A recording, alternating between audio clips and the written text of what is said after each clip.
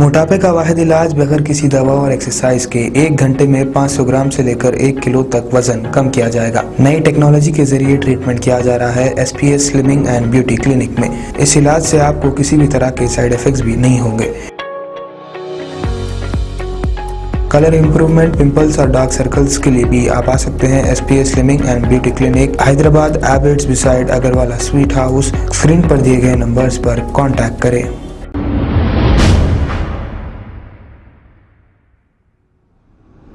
अस्सलाम वालेकुम नाजरीन, मैं हूं मोहम्मद अब्दुल हकीम। आइए देखते हैं आज का ये खबरनामा। रविकांत भारती नामी एक शख्स ने यदि नरसिंह आनंद सरस्वती और जितेंद्र नारायण सिंह त्यागी, इसका साबिका नाम वसीम रजवी था, इनके बारे में तमाम तफसीलात बताई है और इन्हें आईना दिखाया है। वसीम रजवी जो साबिका नाम है और ये मलऊन कुरान से 26 आयतें निकालने की बात कर रहा था, लेकिन अल्लाह ने ऐसा इंतज़ाम किया कि ये खुद इस्लाम से दूर हो गया और इस्लाम को छोड़कर चला गया। ये बदनसीब जो माँ बाप का नहीं हुआ, इस्लाम का नहीं हुआ, अब ये किसका होगा?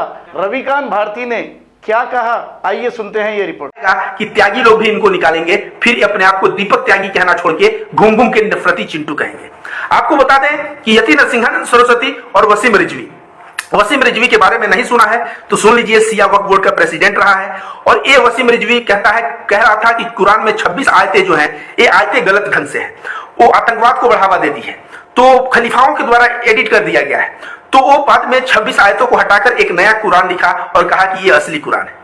उससे हिंदू मुस्लिम दंगे नहीं भड़के। क्यों? क्योंकि मुसलमान अपना उग्र रूप नहीं दिखाया और मुसलमान समझ गया है कि कहीं ना कहीं यति नरसिंहानंद और वसीम रिजवी जैसे कुत्ते ये भौंकेंगे कब? जब तक जो है रिएक्ट किया जाएगा तो भौंकेंगे, रिएक्शन छोड़ दीजिए तब देखिए ये शांत पड़ जाएंगे। दूसरे ये ऐसे कुत्ते हैं कि ये कब भौंकेंगे? जब पीछे मालिक खड़ा रहेगा तो भौंकेंगे, जैसे मालिक चला गया ये भौंकना बंद कर देंगे। आज योगी मोदी की सरकार है, इनको जितना भौंकना है भौंकने दीजिए, कल को सरकार चली जाएगी, इनके ऊपर कार्रवाई होगा। कार्रवाई कानूनन ही होगा, संविधान के दायरे में ही होगा। लेकिन आप देखिएगा, मैं रविकांत भारती अनाउंस करता हूं कि अपने बिल के अंदर घुसे हुए मिलेंगे। ये लोग चर्चा कर रहे थे, दोनों के दोनों मिले और मिलके चर्चा क्या कर रहे थे? तो चर्चा कर रहे थे जो वसीम रिजवी कहा कि कुरान की 26 आयतों को हटा दिया, असली कुरान अब हो गया। वो वसीम रिजवी कह रहा है कि कुरान को मानने वाला कैसा होगा? उसमें लिखा हुआ है काफिरों को मारो, मतलब हिंदुओं को मार दो। एक संदर्भ नहीं बताएगा। भागवत गीता में भी कहा है, ये अर्जुन उठा और मार लोगों को, उठ और मार लोगों को। तो किस संदर्भ में अगर संदर्भ हटा दिया जाए और कहा जाए कि भगवान श्री कृष्ण या कुरान कहता है इनको मारने को, तो यह सरासर गलत बात है, यह नाइंसाफी है, यह बेईमानी है, यह देश में नफरत फैलाने का, देश में हिंदू मुसलमान लड़वाने का, देश में दंगे फैलाने का एक षड्यंत्र बस है। तो वसीम रिजवी उसमें कहता है कि मोहम्मद पैगंबर के ऊपर कहता है कि उनकी बीवी जो खादिजा पहली बीवी थी तो बहुत पैसे वाली थी और उनका उम्र 2 गुना था, लेकिन मोहम्मद साहब इतने लालची थे कि पैसे के लालच में उनसे शादी कर लिया, भले वो उम्र में 2 गुनी औरत थी। इनका अगर उम्र 20 था तो उनका 40 था। तो मैं इस वसीम रिजवी से बता दूं कि पैगंबर मोहम्मद की जाके एक बार जिंदगी और पढ़ो और पाओगे कि उनके पास जितने पैसे दान में आते थे वो शाम तक सारे पैसे बट जाते थे, उनके हाथों में एक फूटी कौड़ी तक नहीं रह जाती थी। तो इस तरह की जो बातें कर रहे हो, मैं समझ रहा हूं इस बात करने का।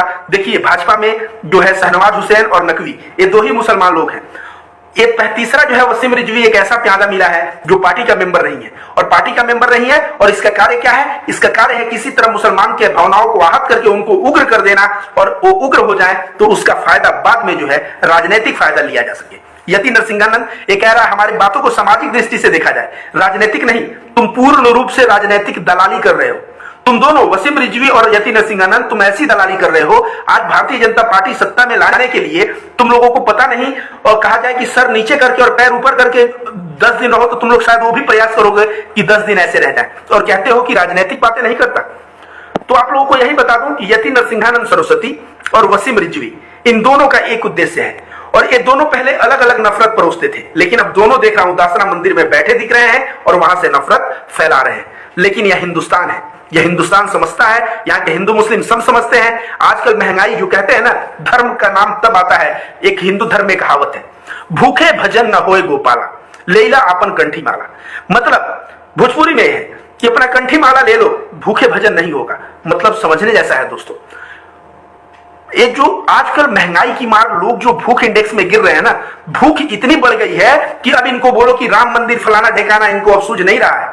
और वो अब राम मंदिर और फलाना ठिकाना छोड़ के अब सरकार का जो है ना गर्दन पकड़ने पे आ गए हैं कि पेट्रोल डीजल की दाम को कम करो। और उनको जो उपचुनाव में औकात दिखाया है तो पेट्रोल और डीजल के दाम को कम करने में ये जो है पूर्ण रूप से घुटने टेकी सरकार, और घुटने टेकी है। अभी पेट्रोल डीजल के दाम कम हुआ है, आगे आगे देखिए, अभी पूरी की पूरी कहानी बाकी है, आगे देखिए क्या होता है। वैसे यति नरसिंहानंद महाराज जी बीच में कह रहे हैं, वसीम जी आपको डर नहीं लगता पैगंबर मोहम्मद के बारे में ऐसा बोलते हुए? वसीम जी आपको भी डर नहीं लगता? हम लोगों का हश्र वही होगा एक जैसा कि मार दिया जाएगा। इन गधों को मैं कहूंगा कि अभी तो तुम लोग बैठ के जो बड़ी बड़ी बातें जो कर रहे हो ना, आदमी तुम लोग कह रहे हो हमारे साथ हमारा मौत हो जाएगा। कमलेश तिवारी की हत्या किसने करवाई? योगी आदित्यनाथ की सरकार में हुआ या अखिलेश यादव के सरकार में? अखिलेश यादव के सरकार में कमलेश तिवारी को इतने प्रोटेक्शन दिया गया था कि उसका कोई हिसाब नहीं। योगी आदित्यनाथ आए और बोले बहुत अच्छा मुर्गा है, इसको काट डालो, और इसको काटने से जो है हिंदुओं को में एकता बढ़ेगी और मुसलमानों के प्रति द्वेष बढ़ेगा। और क्या हुआ? मर्डर हो गया उनका। जब मर्डर हो गया तो सोचे परिवार वाले तो अब जो है हिंदू मुस्लिम होगा। एक गोदी मीडिया के तमाम रोहित सरदाना जो मारा गया ना, उस वक्त उनके माताजी से कह रहा है बताइए हिंदू मुस्लिम को अब क्या देखते हैं? उनके माताजी कह रही हैं कि ये सरकार ने मरवाया मेरे बेटे को, योगी आदित्यनाथ ने मरवाया मेरे बेटे को। इन सब की जो है मुंह बंद हो गई। तो यति नरसिंहानंद सरस्वती तो हट गया, आप गिरी हो गए। वसीम रिजवी कितना दिन तुम लोग ऐसा नफरत फैलाओगे? कितना दिन नफरत बांटोगे? देखो ना जिसके लिए काम कर रहे हो कमलेश तिवारी का क्या हुआ? कहीं बलि का बकरा तुम्हें ना बना दे, और बलि का बकरा बना के वो लोग एक टेन और बढ़ जाएंगे, क्योंकि उनकी आदत है कभी सेना तो कभी कुछ, तो कभी भी नप सकते हो। इसलिए मरने के बाद सबका एक हश्र होगा। इसलिए जी रहे हो तो आध्यात्मिक हिंदूवाद जो कहता है, हिंदुत्व जो कहता है, वो सर्वे भवन्तु सुखिनः, सभी से प्रेम कर लो और सभी को एक जैसा मानो। मरने के बाद ऐसा ना हो कि मुंह दिखाने लायक ना रहो। एक नफरती चिंटू से मैं मिला था, मरते वक्त क्या कह रहा है पता है? मुझे माफ कर दो। और वो नफरत फैलाने का कार्य करता था। उसको कैंसर हो गया तो बोल रहा है मुझे माफ कर दो। तो ऐसे बहुत सारे नफरती चिंटू को मैं तुम्हें दिखा दूंगा, और तुम लोगों का भी दुकान ज्यादा दिन चलने वाला नहीं है। जब तक जो है ये बातें कर रहे हो कर लो। और तुम सभी जानते हो कि योगी आदित्यनाथ इस बार गए तो सेंटर में बीजेपी गया, और उसके बाद जो है स्थिति बुरी हो जाएगी। स्थिति बुरी इसलिए हो जाएगी कि अभी योगी आदित्यनाथ, मोदी जी तुम लोगों को ऊपर जो संविधान के दायरे में जो कार्रवाई होता है, वो कार्रवाई पे बहुत थोड़ा सा उम्र खाली, मुसलमान नाम होने से ही 1-2 साल जेल में रह लो। लेकिन तुम लोग जैसे नफरती चिंटू, पुष्पेंद्र कुल जैसे नफरती चिंटू कितने भी नफरत फैलाओ, लेकिन तुम लोगों के ऊपर कोई एक्शन लिया नहीं जा रहा है। जब सरकार बदलेगी तो एक्शन लिया जाएगा। और कौन लेगा एक्शन? संवैधानिक दायरे में लेगा, दूसरी सरकार लेगी। लेकिन जब संवैधानिक दायरे में जब लेगा तो तुम लोग अच्छे से अंदर जाओगे और वहां पे जाके चक्की पीसोगे।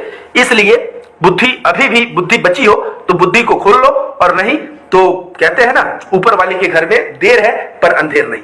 गलत करोगे तो उसका नतीजा गलत आएगा। धन्यवाद दोस्तों।